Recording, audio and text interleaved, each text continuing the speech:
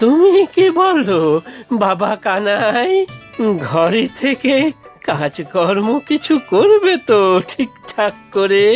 না হলে আমার মেয়ে কিন্তু আবার আগে অগ্নিশর্মা হবে। না, যাবো আর কোথায়। আর সত্যি বলছি, যতটা পারবো পরিশ্রম করে বউকে সাহায্য করব। বাহ, এ তো উত্তম কথা। তাহলে তো সব মিটেই গেল।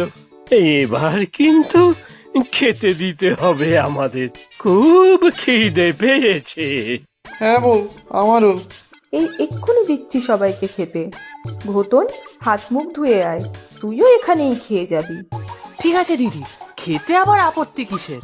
খাওয়াতেই আমার আনন্দ।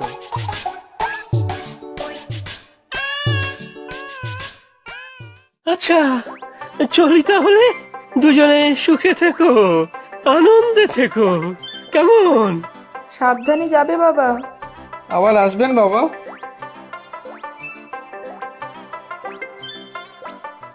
ওগো, তুমি এখনো রাগ করে নেই তো আমার ওপর? চলে যাবে না তো আমাকে ছেড়ে? কি যে বল।